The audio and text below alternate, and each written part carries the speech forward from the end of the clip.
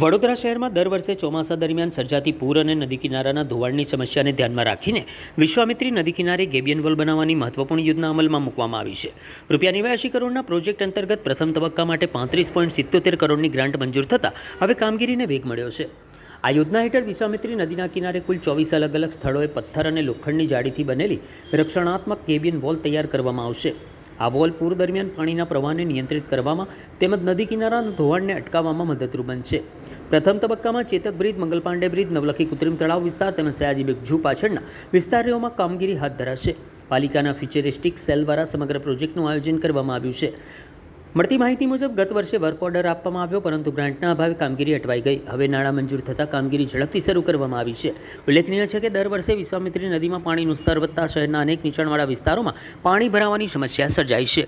આ સમસ્યાના કાયમી ઉકેલ માટે રચાયેલી વિશેષ સમિતિએ ગેબિયન વોલ બનાવવાની ભલામણ કરી હતી. હવે યોજના અમલમાં આવતા શહેરવાસીઓને પૂર અને ધોવાણની સમસ્યામાં રાહત મળશે તેવી આશા વ્યક્ત કરવામાં આવી રહી છે. વિશ્વામિત્રી નદીમાં જે ગત વર્ષે જે રિસેક્શનિંગ અને ડિસિલ્ટિંગની કામગીરી જે 100 દિવસમાં પૂર્ણ કરેલી હતી, ત્યારબાદ જે નદીનું વહેણમાં જે ઇરોઝન બેંક હોય, જે નદીના વહેણમાં જે ઇરોઝન જે સોફ્ટ બેંક થયા હોય એના પછી જે ઇરોઝન થાય નદીના વહેણના લીધે એમ્બેકમેન્ટનું, એના પ્રોટેક્શન માટેનું સૂચન હતું. નવલાવાલા સાહેબની જે સમિતિનું જે સૂચન હતું રિપોર્ટનું, એ રિપોર્ટના સૂચન મુજબ ગેબિયન વોલની કામગીરી સજેશન હતું કે જે પણ બ્રિજ છે આપણા, એના જે ક્રિટિકલ લોકેશન હોય અમુક, એના ઉપર આપણે ગેબિયન વોલની કામગીરી શરૂ કરેલ છે. કેટલા બ્રિજ પર આપણે લગભગ કુલ 12 બ્રિજો છે નદી પરના વિશ્વામિત્રીના. તમામ બ્રિજો ઉપર એના બંને છેડે જે ગેબિયન વોલ પ્રોટેક્શનની કામગીરી થશે.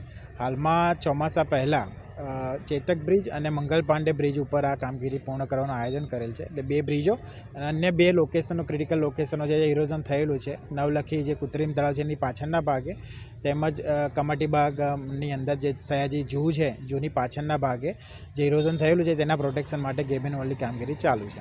અચ્છા, આ જે કોન્ટ્રાક્ટ દ્વારા કામ કરવામાં આવે છે, ભવિષ્યમાં પૂરનું પાણી આવશે તો આ વોલ તૂટી જાય કે એના માટે? ના, એનું પ્રોપર ડિઝાઇન સાથે જ કામગીરી કરવામાં આવે છે. એની જે સ્કાવર ડેપ્થ સુધી ની ડિઝાઇન સાથેની કામગીરી કરવામાં આવેલ છે અને ધોવાણ અટકાવવા માટેની જ આ ગેબિયન વોલની કામગીરી છે.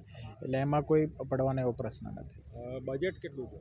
અંદાજે લગભગ 36 કરોડના ખર્ચે આ કામગીરીનો વર્ક ઓર્ડર છે. એમાં 12 બ્રિજોમાં કામગીરી થશે. હાલમાં 2 બ્રિજની ચાલુ છે. ચોમાસા પહેલાં એને પૂર્ણ કરીશું.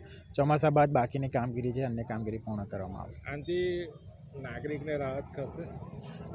જે ઇરોઝન જે બેંકનું મેં વાત કરી તમને કે નદીની જે કામગીરી રિસેક્શનિંગ ડિસિલ્ટિંગ થયું છે, એટલે એના જે પાળાનું ધોવાણ અટકાવવા માટેની કામગીરી છે, જેથી બ્રિજના કોઈ નુકસાન ના થાય.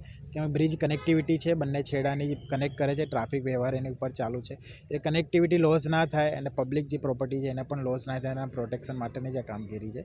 વડોદરાના એવા કયા પોઈન્ટ, બ્લેક પોઈન્ટ છે જ્યાં પાણી વિશ્વામિત્રીના સોસાયટીમાં ઘૂસી જાય અને ત્યાં પહેલી પ્રાયોરિટી રાખવામાં આવશે?